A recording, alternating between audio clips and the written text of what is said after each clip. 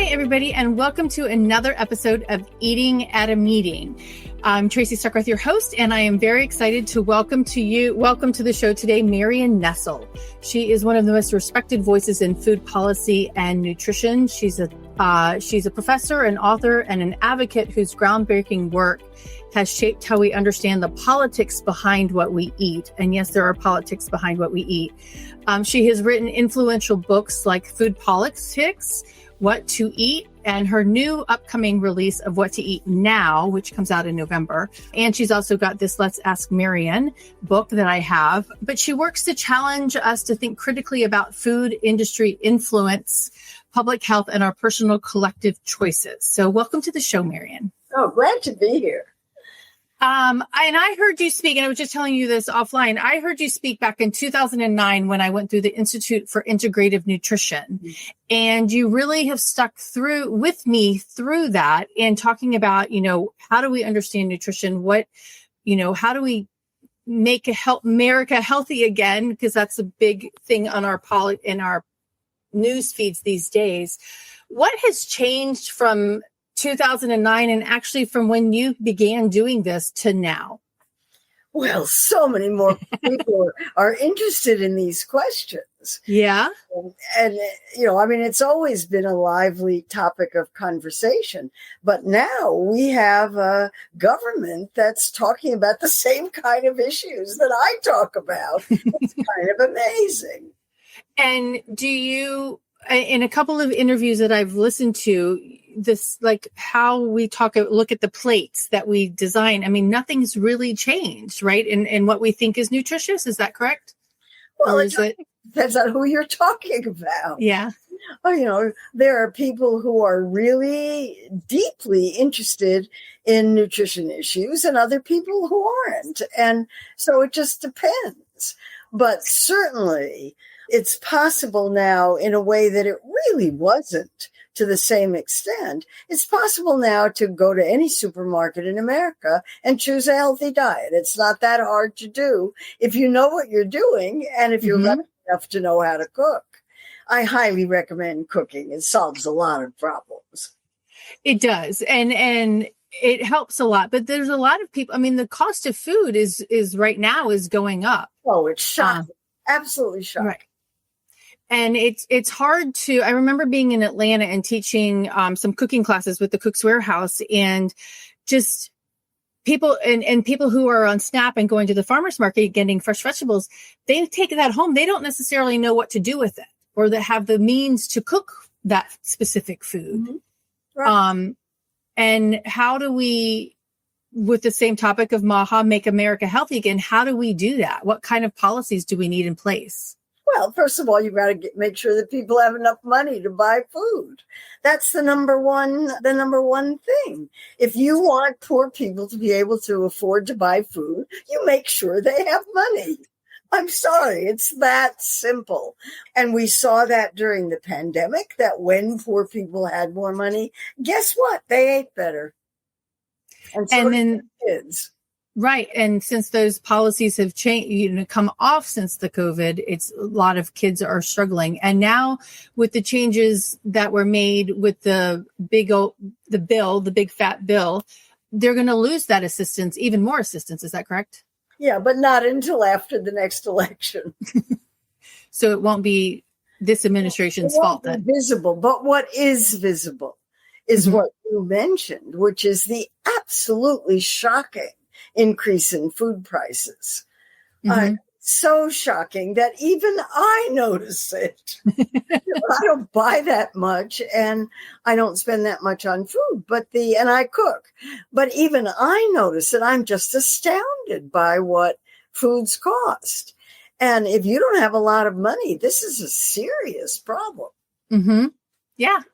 And I want to talk about food costs, bringing it to the meeting aspect of that. And I don't know if you know this, but a lot of times meeting planners, when you're serving pots of coffee, a gallon of coffee starts at about $160 plus gratuity and tax. So it's like, it costs so much to bring in catered food. Right. And a buffet lunch starts at $82 plus tax and gratuity, which is $101. So how does the power structure behind food, and I guess bringing it back to food is politics. Is there a policy in place or policies that need to be in place to help us mitigate the cost of food? Sure. We could have government subsidies of healthy food. These are political decisions. Right now, the government supports corn and soybeans.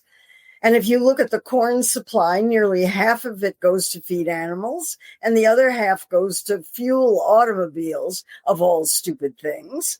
And that leaves very, very little corn to be eaten by people. That's where the subsidies go. If we wanted to reduce the cost of food for the population, we'd subsidize real food. And that would be more of our small farmers versus the large farmers. The government has never supported small farmers very well. Most of the money goes to the largest possible farmers, the mega industrial farms. Mm-hmm. Small farmers get hit so badly by what's happening that they're going out of business in droves. And the government has said it wants to do something about that. If it wants to do something about that, it has to start subsidizing food for people, not feed for animals or fuel for automobiles. And what do the political powers, the industry power structures in the food system? And I know you said in a lot of things that I've read by you and listened to you speak about is that it's not, when you're thinking about nutrition, you have to think about the entire food system, how it's grown, how it's packaged and transported. What are the power structures in there that impact that? Are you kidding? The bigger they are, the more money they have, and money is power in our society. Mm-hmm. These corporations give money to election campaigns. They withhold money for people they don't like, and they spend money to defeat candidates who aren't voting for them. We have a completely corrupt political system at this point. When people ask me what needs to change, the first thing that needs to change is to get money out of politics. Let's start electing people who care about public health more than corporate health. Oh, so true. I mean, and I heard in one video I listened to, you said you have doctors that can't even get in to see their own doctors. Oh, yes, right. Don't even get me started on the healthcare system. Right. It's a disaster for everybody, and it's only getting worse. So, all right. So let's jump to consumer trust. And when we're talking about this, and I want to go. So when I first heard you speak back in 2009, one of the things that really stuck to me was that the white nutrition box on the side of a packaged good, prepackaged good is about, they have to be as transparent and as accurate as possible on that box, but on a lot of the other pieces of the box, they don't have to be as transparent, or they can use claims based on First Amendment rights. So how does the consumer trust, something they're buying, right? When if what's on the box is not necessarily true. Oh, what is on the box is true. It has to be. They can't lie. Okay. So if they say they've got 14 grams of sugar, it's probably pretty close to 14 grams of sugar. Where things get fuzzy is in the kinds of claims that are made. But the factual information, whenever the FDA has checked, the big corporations certainly don't want to screw around with that. Right. And get caught, it would cost them a lot of money and a lot of embarrassment. So they're pretty good about how they do it. The FDA gives companies an enormous amount of flexibility in how they determine nutrition information. But it doesn't have to be precisely accurate. It just has to be, in the right ballpark to give you an idea of what's in there. And I'm a great believer in reading nutrition facts labels, and particularly in reading ingredient lists. You learn a lot from those. And one of the things that I'm really focused on too is allergens and knowing what's in our food and being transparent with that. And there's been a lot of label changes on how it has to be labeled, et cetera. How do corporations or event planners or the Hiltons and the Sodexos of the world help build trust around that nutrition information, including allergens and vegan, is this vegan or not? If I were them, I'd do my own testing, but I'm not. Yeah. The allergen thing is really, really difficult because for somebody with celiac disease, for example, having gluten in a product and not having it labeled is a really terrible thing. That's that's really health threatening in a serious way. And for people who, have the disease that makes them exceedingly allergic to fava beans and the proteins in fava beans, if they eat a fava bean, they're dead. Their red cells are all going to burst. So it's really important for people with serious allergies to know what's in a food, and manufacturers do the best they can with it. But that's why you see, and they're trying to cover themselves too, which is why you see these statements may be produced in a factory that produces wheat or nuts or whatever. Right. The FDA only requires a listing 9 allergens. Right. If you're allergic to something else, you're on your own. It's really pretty tough. And it is. If you go to a restaurant, you really need to ask a lot of questions. Yes, definitely. In cross contact, a variety of different things, how it's prepared. So what responsibilities do you feel that planners and food service professionals have in creating that safe and transparent and ethical dining experiences? Because there's so much ethics behind what we're served as well. Well, you don't want to kill your customers. Right. The first thing you do is you don't want them to get bacterial illnesses. You don't want to cause food poisoning incidents. Bad for business. Not only bad for the people who get sick, but it's not good for business. So that, it seems to me, is the number one priority, is don't kill your customers. As for what the responsibility is of food service providers, it depends on who's paying them. If I go to events that are catered by food service companies, first of all, the food is free and I'm going to eat, whatever I want from it and as much as I want. And there's an enormous waste built into that system, but that's how the system works. I don't think there's a whole lot you can do about it. Are food service companies responsible for the health of their customers? They're certainly responsible for not killing them. And beyond that, it depends on who's paying them, and they're trying to do it at the lowest possible cost. These are complicated things. Yeah, it's not, the food system is not a simple, system. Like picking checking off a box and picking menu items. Everybody in it is trying to make money. If you follow the money through all of it, I think you learn a lot about how the system works. But it seems to me that for food service providers, you do what the client wants, and you don't have a lot of maneuverability in that. And you certainly can't oppose what the client wants, because otherwise you won't get paid. And they won't hire you. Very true. So that's a service business. And so what your responsibility is within what the client wants and what you're able to do and what you're able to afford to do, you do the best you can. With the price of food coming up, and margins are decreasing. Is that? Yes. Yeah. Right. And it used to be that food costs were the lowest part of everything that anybody had to do, because the cost of labor and equipment, transportation, and rent was so much higher than everything else. But with food costs going up, this is now a place where companies are going to try to cut costs. Well, and I was chatting with the chef yesterday, and he said his business is booming. He works for a manufacturer. And I said, what business is booming? The restaurant business is booming. And I said, for independents, he's like, no, these are all chains. So the independents are getting hit harder because they're using, I think, more local fresh foods than the processed foods that some of the chains use. Yeah. I mean, if you're a big company, you're going to be sourcing everything you're using at the lowest possible price you can get it. It hurts local producers because they don't have that kind of scale. Right, exactly. So it's, I don't think the system works very well for health. No? Can you explain a little bit more than that? Because health is expensive. Healthier food costs more.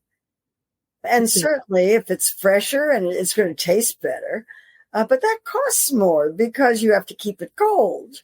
You have to keep it uncontaminated.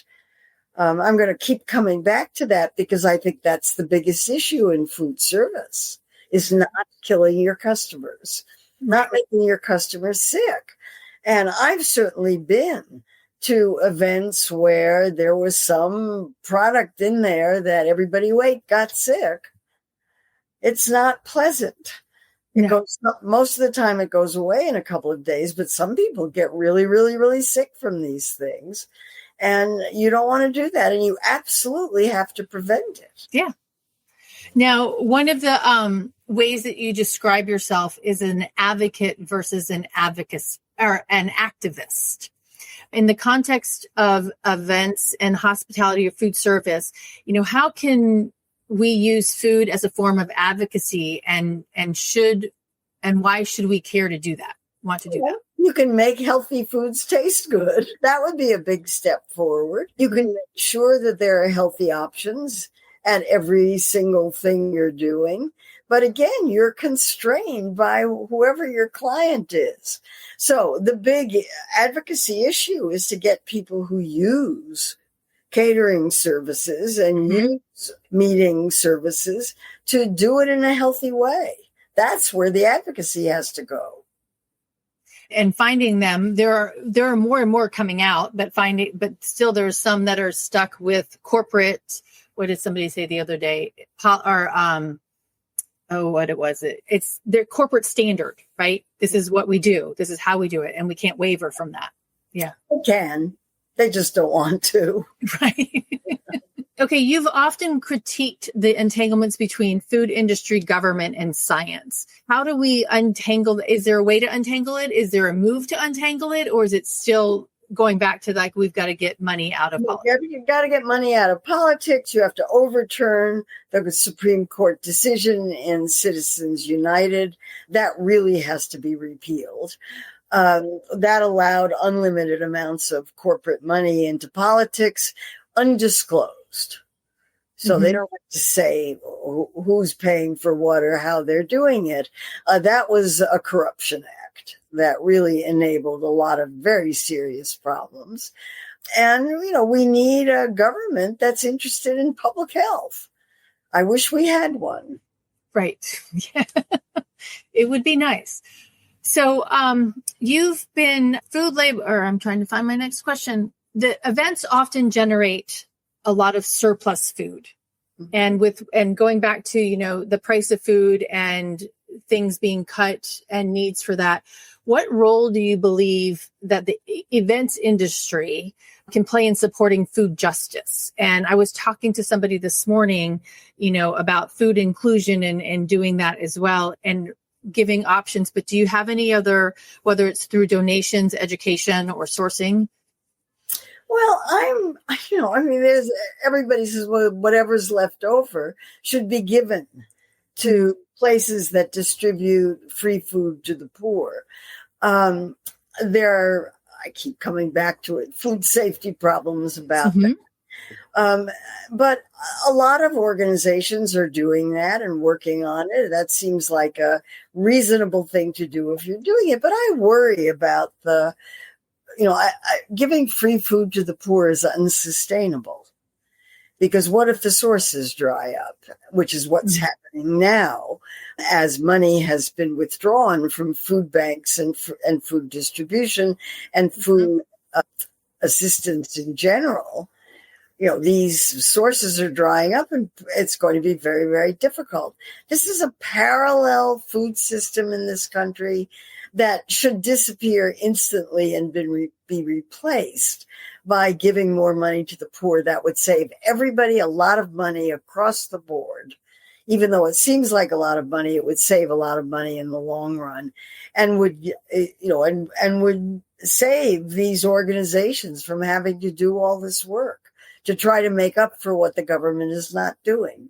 You can never make up for what the government is not doing. That's why government action is so important. And it's why the cuts to food assistance now are so absolutely terrible. Yeah, there are so many more. And I think meeting professionals and their food service partners have to really plan for this in advance. Because if you are going to have surplus, what are you going to do with it instead of throwing it into? Yeah, you should have a system in place. Absolutely. Right. Where somebody just scoops by and picks up whatever you've got. It saves you a lot of problems too. Right. Exactly. You don't have to dispose of it. Well, which comes to a sustainability question. You've emphasized the importance of sustainability, and I know you've talked about the UN's Sustainable Development Goals, and there's 17 of them, which makes it very, challenging to try to follow all of them at one time. But what practical steps can the meetings industry, who's producing millions of meals a year, take to align environmental goals? What do you think the most important environmental goals right now are? Find a way to dispose of everything that you're throwing away, even if it goes to pet food. That would be a very good use for it. Because it's going to be cooked. So if there are bad bacteria in it, they're going to get killed. So that would be one way. Not overbuying would be another. Mm-hmm. And not using a lot of non-biodegradable dishes, implements, spoons, whatever. In every way in which it's possible to make the waste biodegradable, it seems like it would be a good idea. Definitely, yeah. Things that we can do. So what can all right, I want to jump to something else that I read on your blog the other day about a new study that came out about sugary beverages, not necessarily sugars in food, but associated with the increased risk in diabetes and other medical conditions and ultra processed foods. So what can we look differently at providing different breakfast wellness meals if we're relying on ultra processed foods? Well, don't rely on them. Cook them. Cooking is not all that difficult. It's fun. To the extent possible, you should be cooking foods, not buying them in packages. But the packaging, the ultra processed ones are a lot cheaper. That's right. That's a policy issue. That's because the cost of the basic ingredients in ultra-processed foods is supported by the government. If the government supported fresh foods and supported small farms producing food for people rather than food for animals or feed for animals or fuel for automobiles, we would have a very different system. These are political choices. And speaking of political choices, vote with your fork, but also vote to vote. So how do we find that? What's the best way to vote with your fork and vote for the right? Well, voting with your fork is making your individual food choice, deciding on what kinds of products you're going to buy. And all of those are choices that have a big impact on the companies that are making those foods. Voting with your vote means electing people who are interested in public health and social issues rather than corporate health. This is the way politics works in this country. And right now we're in a particular political situation where there isn't a lot of democracy going on. We need to take back democracy. Right. Yep. So before we got on the show, you said that the MAHA, the Make America Great second report is coming out today. Can you talk about the first one and then is there any explanation about what's coming up forward? No, there are no hints at all as far as I know. The first MAHA report was a analysis of the state of health of America's children, and it was devastating. It painted a picture of kids who are sick, unhealthy, overweight, at risk for chronic disease, upset mentally and physically. I mean, it's really, if you're paying any attention to it, you know how distressed kids are these days. Mm-hmm. And then the second report is supposed to be the one that says what the government is going to do about it. And the only hints we've had, and I don't know what this report is going to say. It's supposed to come out any minute now. But we've had some hints that it will probably say that artificial colors have to be removed from the food supply, which the government has already gotten most food companies to agree to do. It's going to close the generally recognized as safe loophole so that companies will no longer be able to determine for themselves whether food additives are safe. Mm-hmm. It has said that seed oils are poison, sugar is poison, high fructose corn syrup is poison. I don't know what they're going to do about all that. And we'll find out when it comes out. I'm really curious. And just kind of going back, this is going back to Biden's administration, and he had the White House conference on nutrition. I mean, is this, I'm assuming, a stark difference from what was positioned then, right? With what we need, because that was the first White House conference on nutrition in 50 years, right? Yeah, that conference was mainly, as I could tell, about food as medicine and precision nutrition. It did not come out with major public health recommendations. It avoided talking about chronic disease and obesity. And, I'm not sure whether, I was at that conference. I didn't find it very useful. And I was quite surprised that it didn't talk more about what I see as the major public health issues in America today related to diet, which is obesity and its consequences. 75% of American adults are overweight or obese, and 20 to 30% of children. I mean, those are extraordinary percentages. And I was just thinking that when I was growing up, my height and weight were average. Absolutely dead center average. And now I am considered on the extreme thin side. Oh, wow. And my height and weight haven't changed. So the society has moved to people being much heavier than they were 40 or 50 years ago. And is this healthy? No, it's not. And is that the result? I mean, what was that the result of ultra-processed foods? It's the result of people eating more. Okay. There's tremendous amounts of very good evidence that people started eating more starting in the 1980s and going to 2000. They increased their calorie intake by several hundred a day. And I think larger portions account for that. You don't even have to do anything more complicated than that. It was when muffins got bigger, bagels got bigger, restaurants started serving ridiculous amounts of food. When you have a lot of food in front of you, you eat more. You're human. Right. Yes. When confronted with food. And if you were eating more ultra-processed food, you didn't notice it. Right. You can't tell that you're eating more because those foods go down so easily and quickly that you just don't notice it. So, big problem. Once you get used to large portions, it's really hard to go back. You feel like you're being cheated. Right. And your mind is telling you that you're starving because you haven't had as much food. Right. Yeah. But in fact, you might be eating a completely reasonable amount. But again, there's tons of evidence that people eat more calories from larger portions. Well, it reminds me of like the Seinfeld, the muffin top conversation, right? Like the top of the muffin can just be the portion. That's all you need. You don't need the rest of it, right? Get rid of the rest of it. Small muffins taste better.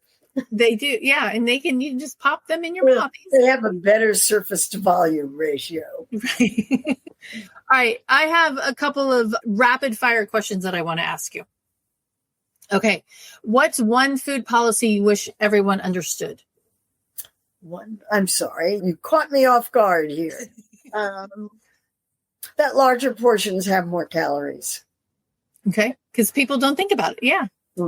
Right. I wish everybody understood that. It's not intuitively obvious.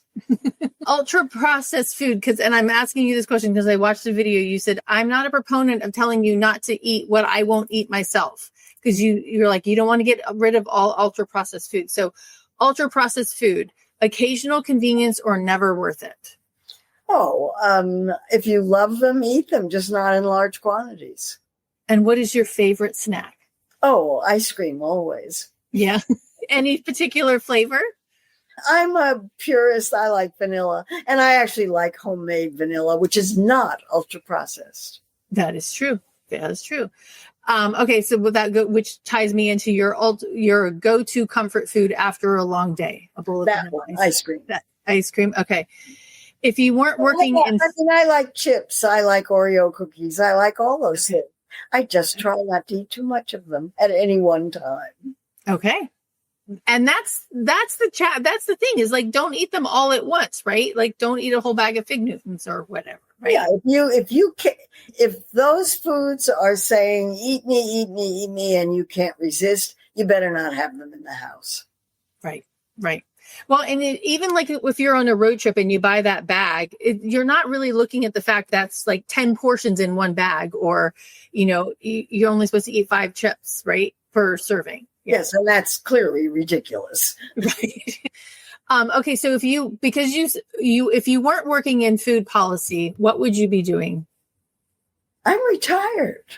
You're okay. So, but you're running around the country and the world still working and doing this. What retirement looks like. My favorite activity is writing books. I really like doing it. That's what I'm doing. Okay.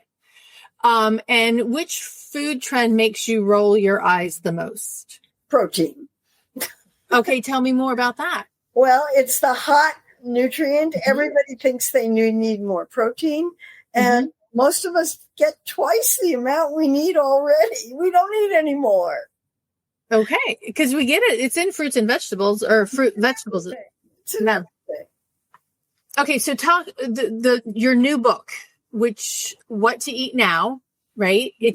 And I heard you say that you thought it would only take you 3 months, but it took you 3 years. I actually thought it would take 6 months. 6 months. Okay. I thought the first edition of the book read pretty well. It never occurred to me that I would have to do the entire book over again, which is what I ended up doing. And it took 3 years. And the first one came out in what year? 2006. Okay. So almost 20 years later. 20 years later. What are some new things that you've added to the book? Well, it has new chapters on plant-based meats and dairy products, on pet food, edibles, cannabis edibles. Okay. They're showing up in supermarkets. But all of the rest of it was rewritten and brought up to date. I was shocked to find out that every single product that I had used as an example in the 2006 edition no longer existed. You couldn't find it in supermarkets. Wow. Those products are gone. So I needed new examples. Supermarkets have been completely reorganized in order to account for online shopping. Okay. It barely existed 20 years ago and is now accounts for substantial fractions of supermarket sales. And they had to redesign the entire store to account for that. One good trend is that there used to be entire aisles devoted to full sugar, Coke and Pepsi. And now there are entire aisles devoted to bottled waters of one kind or another. Sweetened, flavored, with and without alcohol and cannabis, whatever. They're all there. So that was a big change. There were lots and lots of changes.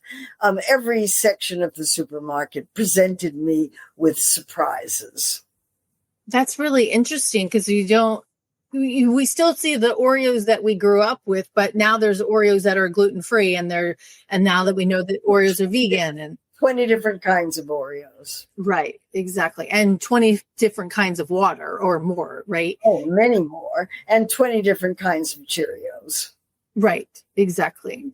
That reminds me. Part of that book is called you've taken an excerpt out of it, and it's called The Fish Counter. Mm-hmm. Can you talk about that a little bit? Yeah, the publisher was planning a series of books on oceans, rivers, and streams, mm-hmm. and published 5 of them, one of which is the fish chapters from What Do You Eat Now.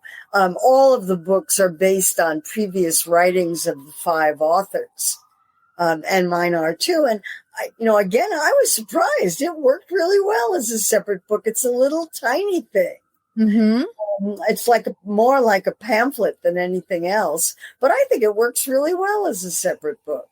I have it on Kindle. I don't have it to pick up and show people, but yeah, it's really interesting. And what's you'll wait 1 second, I'll show it to you. Yeah. Okay. Yeah. I just happen to have it right here.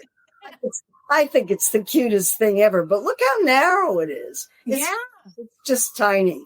And they all have beautiful covers. I just love the cover. That's great illustration. Yes, Neil. So in that context of the book, what do you talk about? Well, in the fish chapters, I talk about the fish counter, which I consider to be the Wild West of supermarkets, because mm-hmm. unless you're really sophisticated, you can't tell one kind of fish from another. Mm-hmm. And in many places where fish is sold, the sellers don't know one kind from another either.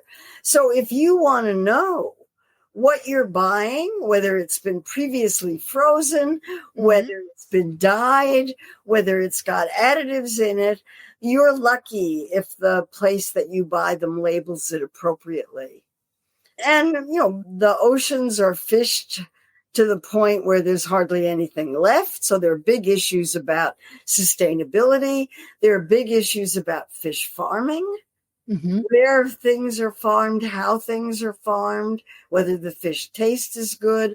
Farmed fish have to be fed other fish in order to get the right kinds of nutrients. That raises all kinds of problems. I mean, this is a really, really complicated food these days. And if you love eating seafood, a lot of it is imported, mm-hmm. and it's from places that don't have the kind of safety standards that we have. Right. So again, safety is an issue. So I talk about all those things.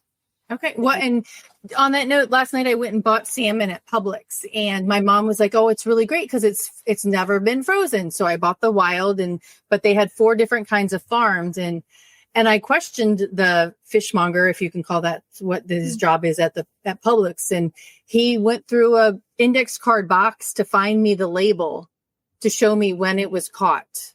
Oh. And so I was impressed by that. That's impressive. Yeah. But look at the research you had to do. Right. Yeah. And for most people don't want to bother with doing that research. They just want to buy the fish. And of course, the cost of wild salmon is breathtaking. Mm-hmm. And I cite the studies in which people reporters went around to supermarkets to find out whether the salmon was wild or farmed.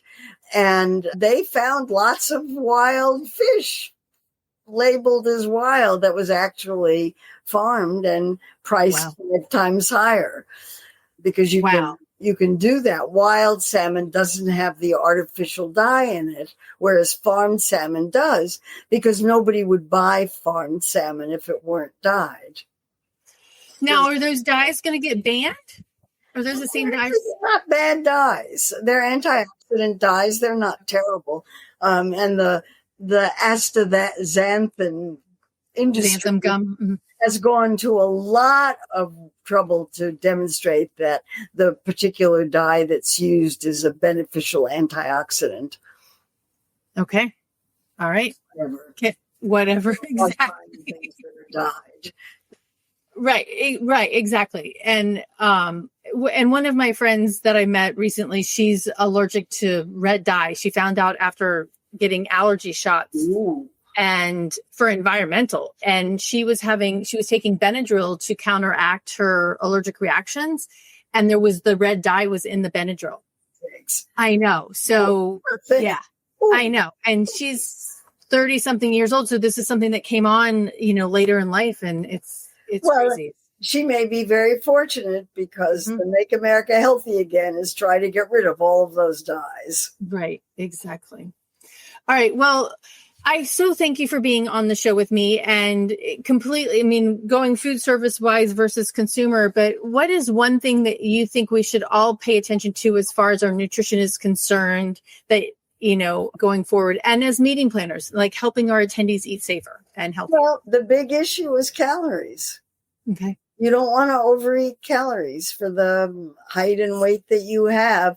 And you can tell whether you're overeating calories. All you have to do is weigh yourself on a scale. If your weight is going up, you're overeating calories. Oh my gosh, that's so true. The easiest way to do that. Yeah. Okay, so really. All right, everybody, you can connect with Marion and read her blogs. Do you blog pretty much daily or is it weekly? Yeah, Monday through Friday. And you can easily subscribe and have it delivered to your email once a day. And I promise, only once a day. Okay. And they're short. They're not super long. Right. And you give references if they want to dig in, which I think is great. Yeah. I do a lot of linking so you can do your own research and you don't have to read them if you don't want to. Right. Well, and then, here's the what to eat. You can pre-order it. You've got the link on your website as well, but that's a link to order What to Eat Now, which comes out in November. It does, November 11. I can't wait. It's an enormous book. Yeah? How many pages? It's going to be close to, I haven't seen the final one, but it'll be close to 750 pages. Oh, wow. That is a big book. It's huge. But that means there's so much to learn about food. Yes. But it's not the Great Western novel. It's not the Great Western novel. I think of it more as an encyclopedia. And the encyclopedias are good documents to have. They have around. You can read it piece by piece and skip around. Exactly. Well, Marion, again, thank you so much for joining me on Eating at a Meeting. And I look forward to hearing and reading about your assessment of the second report coming out today. Oh, yeah. Can't wait to see it. I hope it does come out today. It'll be fun to see it. Thanks so much for having me on. You're welcome, Marion. And until next week, stay safe and eat well. Thank you. Thanks for listening to the Eating at a Meeting podcast, where every meal matters. I'm Tracy Stuckrath, your food and beverage inclusion expert. Call me and let's get started right now on creating safe and inclusive food and beverage experiences for your customers, your employees, and your communities. Share the podcast with your friends and colleagues at our Eating at a Meeting Facebook page and on all podcast platforms. To learn more about me and receive valuable information, go to tracystuckrath.com. And if you'd like more information on how to feed engagement, nourish inclusion, and bolster your bottom line, then visit eatingatameeting.com.